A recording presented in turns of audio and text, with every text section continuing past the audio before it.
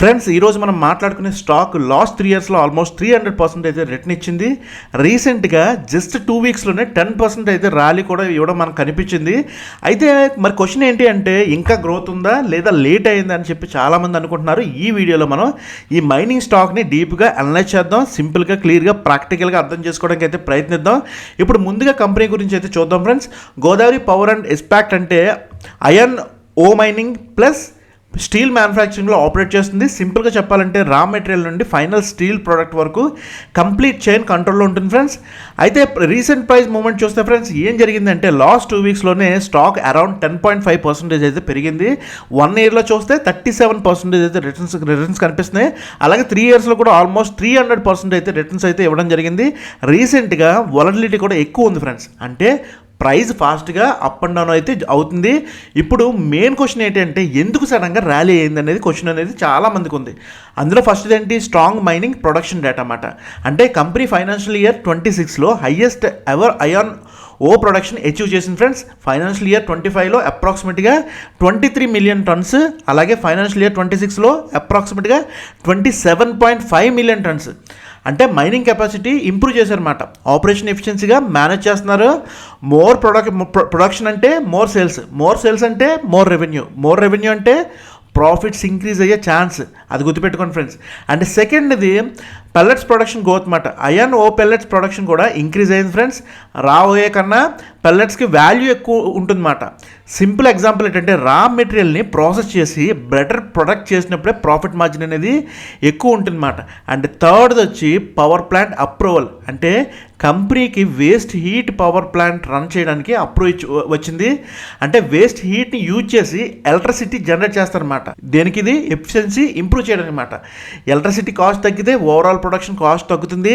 అలాగే కాస్ట్ తగ్గితే ప్రాఫిట్స్ ఆటోమేటిక్గా పెరుగుతాయి అన్నమాట. అయితే మన స్టాక్ పెర్ఫార్మెన్స్ చూసాం అనుకో ఫ్రెండ్స్, ఇప్పుడు ఈ రిటర్న్స్ని కరెక్ట్గా అర్థం చేసుకోవాలి ఫ్రెండ్స్. ఎందుకంటే 3 ఇయర్స్లో 300% అంటే కంపెనీ స్ట్రాంగ్ గ్రోత్ ఫేస్లో ఉంది అని చెప్పి దీనికి మీనింగ్ అన్నమాట. కానీ పాస్ట్ పెర్ఫార్మెన్స్ ఫ్యూచర్ గ్యారంటీ కాదు ఫ్రెండ్స్, అది మీరు గుర్తుపెట్టుకోవాలి. అండ్ టెక్నికల్ అండ్ ఫైనాన్షియల్ వ్యూలో చూస్తే ఫ్రెండ్స్, ట్రెండ్ లైన్ డేటా ప్రకారం చూస్తే ఫైనాన్షియల్ స్ట్రెంత్ వచ్చి మీడియం చెప్పి మెన్షన్ చేశారు. అలాగే వాల్యుయేషన్ స్కోర్ కూడా 35, అంటే చీపు కాదు ఎక్స్పెన్సివ్ కూడా కాదన్నమాట. అయితే stock neither very cheap not very expensive, balanced వాల్యుయేషన్లో ఉంది అనమాట దీని అర్థం అన్నమాట. అలాగే వాళ్ళ రికమెండేషన్ కూడా బై ఇచ్చారు ఫ్రెండ్స్. అలాగే టార్గెట్ ప్రైస్ అరౌండ్ కరెంట్ లెవెల్కి దగ్గరగా ఉంది. అంటే మనం ఇప్పుడు కొనాలా వద్దా అని అడిగితే ఇప్పుడు ఇంపార్టెంట్ మాట. అంటే ఇప్పుడు చాలామంది ఇదే కదా అడిగేది, ఇప్పుడు ఎప్పుడు కొనాలి, అసలు ఇది లేట్ అయిందా, ఇప్పుడు కొనొచ్చా లేదా అనేది చాలామందిలో ఈ డౌట్ అనేది ఉంది. ఇప్పుడు మైనింగ్ అండ్ మెటల్ సెక్టర్లో రిస్క్ ఎక్కువ ఉంటుంది ఫ్రెండ్స్, అది గుర్తుపెట్టుకోవాలి. అందులో ఫస్ట్ ఏంటి, కమోడిటీ ప్రైస్ రిస్క్. ఐరన్ ఓరే స్టీల్ ప్రైస్ గ్లోబల్ మార్కెట్ మీద డిపెండ్ అయి ఉంటాయన్నమాట. అలాగే సెకండ్ది సిక్లికల్ నేచర్, అంటే ఈ సెక్టర్ అప్స్ అండ్ డౌన్స్లో ఉంటుందన్నమాట. అలాగే బూమ్ టైంలో ఫాస్ట్ గ్రో అవుతుంది, అలాగే స్లో టైంలో ప్రాఫిట్స్ అనేవి తగ్గుతాయి అన్నమాట. అండ్ థర్డ్ది వచ్చి వాలటిలిటీ, అంటే రీసెంట్గా చూసినప్పుడు ప్రైస్ ఫాస్ట్గా మూవ్ అవుతుంది ఫ్రెండ్స్. అలాగే ఇక్కడ ఇన్వెస్టర్ అండర్స్టాండింగ్ చేసుకోవాల్సింది ఏంటి అంటే, ఫస్ట్ది మెయిన్ క్లారిటీ, ఈ స్టాక్ని ఎలా చూడాలి. అలాగే మనం short term traders point of view చూస్తే వాలటిలిటీ ఉంది, ఆపర్చునిటీస్ కూడా ఉన్నాయి. అలాగే లాంగ్ టర్మ్ ఇన్వెస్టర్స్కి కంపెనీ స్ట్రాంగ్ ఫండమెంటల్స్ ఉంటే కన్సిడర్ చేయొచ్చు. కానీ సెక్టర్ రిస్క్ని ఇగ్నోర్ చేయకూడదు ఫ్రెండ్స్. మీరు అది బాగా అర్థం చేసుకోవడానికి అయితే ప్రయత్నించండి.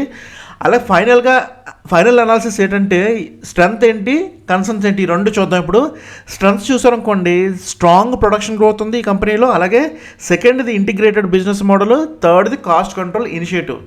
And concerns చూసామనుకోండి, sector cyclical nature, and సెకండ్ది ఆల్రెడీ గుడ్ ర్యాలీ జరిగిందన్నమాట.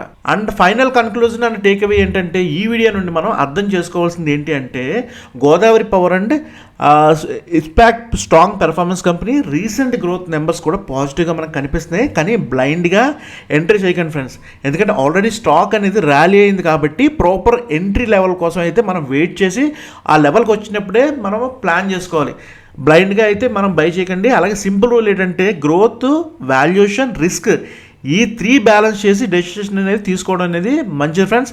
అయితే మీ ఒపీనియన్ ఏంటి ఈ స్టాక్ గురించి? ఆల్రెడీ మీరు హోల్డ్ చేస్తున్నారా లేదా ఎంట్రీ కోసం వెయిట్ చేస్తున్నారా అనేది ఈ వీడియో కింద కమెంట్ బాక్స్లో మీ ఒపీనియన్ షేర్ చేయండి. అలాగే నెక్స్ట్ వీడియోలో ఇంకా స్ట్రాంగ్ మల్టీబ్యాగర్ అనాలిసిస్తో కలుద్దాం.